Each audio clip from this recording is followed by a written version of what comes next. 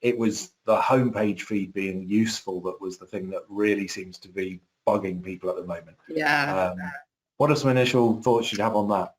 So there are the technical things that you can do to change what your home feed is, and we can talk about that. But first, to me, that goes back to actually your connection strategy, because what you see in the feed is based on who you're connected with and who you engage with. So a lot of people, when they first got on LinkedIn, would accept any connection request that comes in. And that sometimes can mean that they're not as high quality, or they're not people that you would want to engage with.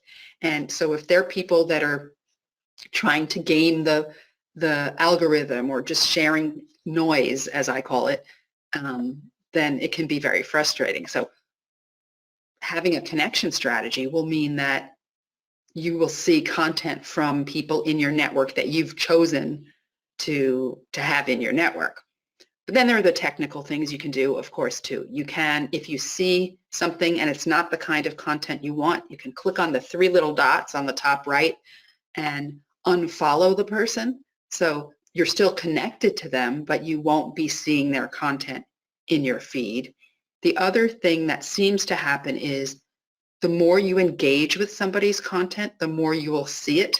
So if there are people whose content you like, engage with that content, or click on their little bell to be notified when they have content. And another thing is, I know some people that actually never look at the feed. They follow people that they're interested in, they click on that bell, or they bookmark someone's activity page so that they can consciously go and see what those people are sharing, and they just don't look at the feed because it's like going down a rabbit hole and you may never come out. There's some really great points. I also have really come to love the content search feature on LinkedIn. So for those of you who don't know, when you type in something you want to search on LinkedIn, let's say social media marketing, and you hit return, on the next page, LinkedIn doesn't know whether you're looking for groups or companies or people or content. And so it shows you a little bit of each of those. And then there's a button you can press to say, okay, only show me people results, or only show me content results. And if you click to see only content results and you put in a search string of the kinds of things you would be most interested in talking to people about, that's a really good way of getting a feed of content that is very valuable. I think depending on whether you've got a free plan or a paid plan, you've got more or fewer filters you can apply there. But for example, I use that to filter and only see posts from my existing network talking about things that I know I'd be able to join the conversation about. And equally then we'll look at certain things for people outside my network, because that's a great way of joining in conversations with people who don't perhaps currently know me.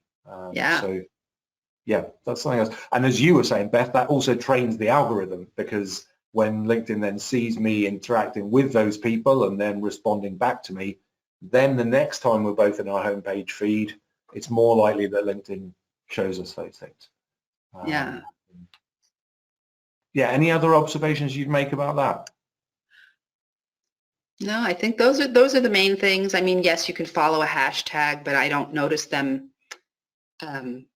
sharing posts based on hashtags that I followed. So those are the main things. Okay, fantastic.